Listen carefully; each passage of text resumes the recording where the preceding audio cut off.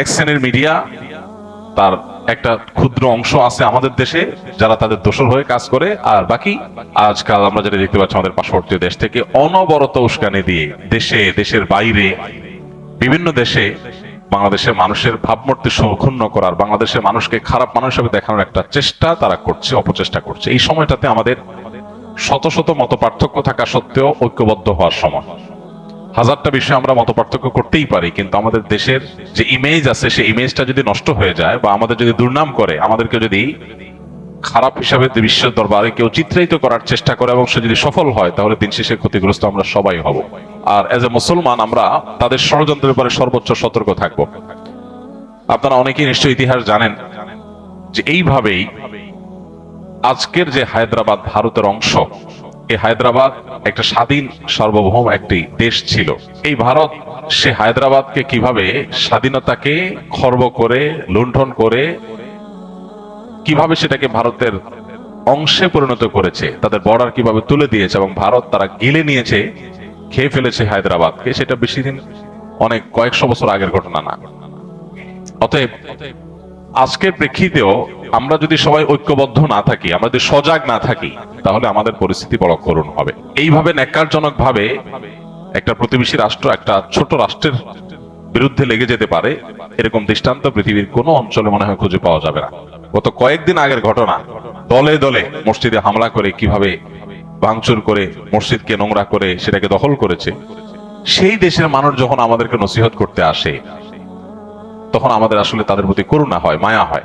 আমাদের মুসলমান হিসাবে প্রত্যেকটা মানুষের এই ভূ রাজনৈতিক যে ষড়যন্ত্র আছে সম্পর্কে সচেতন থাকতে হবে। আমরা যদি মনে করি না আজকের এই বাস্তবতা 2024-এর এই পৃথিবীতে বোধহয় একটা দেশ আরেকটা দেশকে দখল করে নিতে পারে না, এটা ভুল হবে। আমাদের প্রত্যেকটা মানুষকে এই যে ভয়াবহ ষড়যন্ত্র চলছে, এই ষড়যন্ত্রের ব্যাপারে সর্বোচ্চ সতর্ক থাকতে হবে।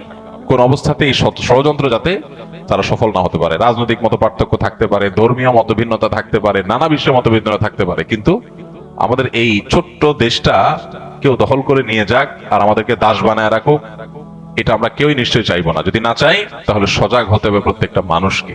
গতকালকে আমরা মাননীয় চিফ অ্যাডভাইজার মহোদয়ের ডাকে বসেছিলাম, সেখানে আমাদের অনেকেই চিফ অ্যাডভাইজার মহোদয়কে এই দাবি তুলেছেন যে বাংলাদেশে হিন্দুদের নিয়ে যদি ভারতীয়রা মিথ্যা অভিযোগ দিয়ে নাক গলাতে আসে, তাহলে দিন দুপুরে খুল্লম খোলা যে মুসলিম সংখ্যালঘুদের উপরে ভারতে নির্যাতন হচ্ছে, এই মসজিদগুলো ভাঙচুর হচ্ছে, সেটা নিয়ে বাংলাদেশের সরকার জায়গা থেকে কেন প্রতিবাদ করা হচ্ছে না? আপনারা জোর গলা প্রতিবাদ করেন, আপনারা না করার কারণে আজকে তারা আমাদের উপরে চেপে পড়েছে। এই জায়গাটা প্রত্যেকটা মানুষকে, দেশের প্রত্যেকটা নাগরিককে উপলব্ধি করতে হবে। শত্রু এবং বন্ধু চিনার এর চাইতে উৎকৃষ্ট আর সময় হতে পারে না। একটা ক্রাইসিস মোমেন্ট চলছে, একটা ক্রিটিক্যাল সময় চলছে।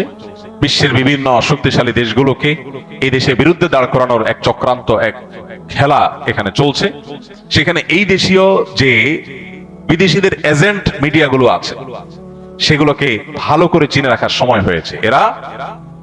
এরা বিদেশিদের পারপাস গুলো কিভাবে সার্ভ করে, তাদের নিউজ করার স্টাইল যদি দেখেন, লেখাজোকার স্টাইল যদি দেখেন, তাদের রিপোর্ট করার স্টাইল যদি দেখেন, তাহলে পণ্ডিত হওয়া লাগবে না আপনার বোঝার জন্য যে তারা আসলে তাদের টোনে, বিদেশিদের টোনে তারা কথা বলতে চায় এবং এই দেশকে তারা ব্যর্থ রাষ্ট্র হিসেবে পরিণত করতে চায়, বিদেশিদের খবরদারি এখানে বাড়াতে চায়। আমরা তো বিদেশিদের খবরদারি থেকে মুক্ত হতে চাই, আমরা স্বাধীন থাকতে চাই, কিন্তু আমাদের উপরে বিদেশিদের খবরদারি বাড়ানোর জন্য এদেশের কিছু মিডিয়াও কাজ করছে। চোখ কান খোলা রাখতে হবে এবং সজাগ থাকতে হবে, ঐক্যবদ্ধ থাকতে হবে। আমরা আবারও বলি, শত বিষয়ে আমাদের মত পার্থক্য থাকতে পারে, কিন্তু আমাদের এই প্রিয় স্বদেশটাকে সেভ করার ব্যাপারে, এটাকে নিরাপদ রাখার ব্যাপারে আমাদের কোনো দ্বিমত থাকা উচিত না। এই ব্যাপারে আমাদের কাঁধে কাঁধ মিলিয়ে কাজ করতে হবে।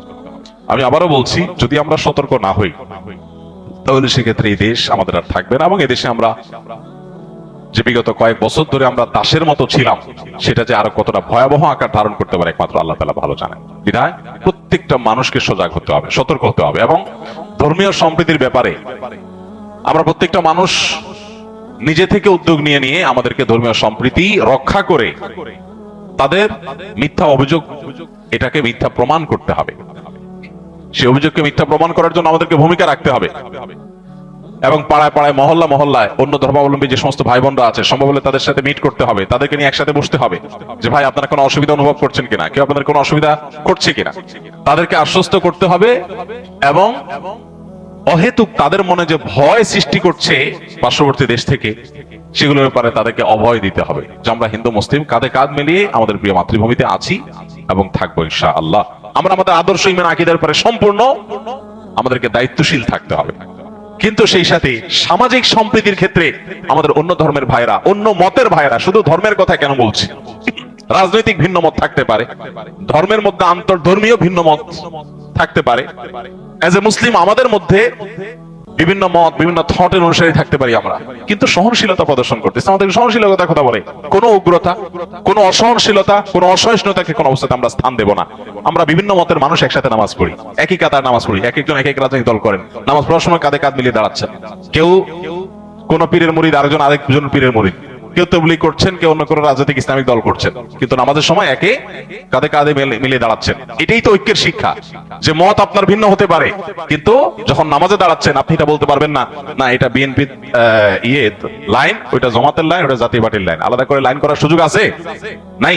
যদি করেন তাহলে আপনার নামাজ নিয়ে টানাটানি শুরু হবে। ইসলাম আপনাকে এতটা উদার হতে বলেছে যে ভিন্ন মত থাকতে পারে, কিন্তু এই ভিন্ন মতের মধ্যেও ডক্টর খন্দকার আব্দুল্লাহ জাহাঙ্গীর রহমাতুল্লাহ যেটাকে বলতেন বৈচিত্র্যময় ঐক্য, আল ইত্তেহাদ মা আল ইখতিলাফ, যে আমরা বিভিন্ন রকমের মতে থাকা সত্ত্বেও একটা জায়গায় আমরা এক, একটা না বহু জায়গায় এক, আমরা বাংলাদেশী হিসাবে এক, এই জায়গাটাতে আমরা ঐক্যবদ্ধ। এখানে আমরা কাঁধে কাঁধ মিলিয়ে দাঁড়াবো। মতপার্থক্য আপনার সাথে হাজারবার থাকুক, হাজারবার আপনার সাথে আমার বিরোধী থাকুক, আপনি আমার করেন আমি আপনার করি, কিন্তু ঐক্যের জায়গাটা ক্লিয়ার থাকতে হবে। যাই হোক, আমরা যদি সজাগ সতর্ক থাকি তাহলে ইনশাআল্লাহ এদেশ নিয়ে কেউ খেলতে পারবে না।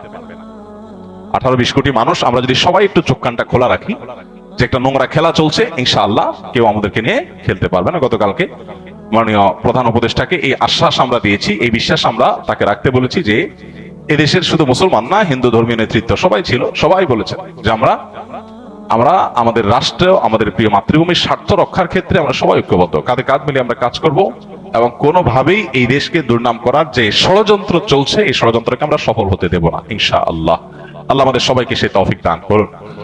আমরা যেন শান্তি রক্ষার ক্ষেত্রে পৃথিবীর কাছে রোল মডেল হতে পারি, যে এই দেশের মানুষ রোল মডেল। আমাদের ব্যক্তিগত দ্বন্দ্ব, কোন্দল, আমাদের রাজনৈতিক কোন্দল, এগুলো যদি থাকে, 10টা ঘটনা এগুলো যদি ঘটে, তাহলে আমাদের ধর্মীয় কোন্দল যেন জিরোতে আমরা নামাইতে পারি, যে এই বিষয়ে যেন কোনো কোন্দল আমাদের মধ্যে না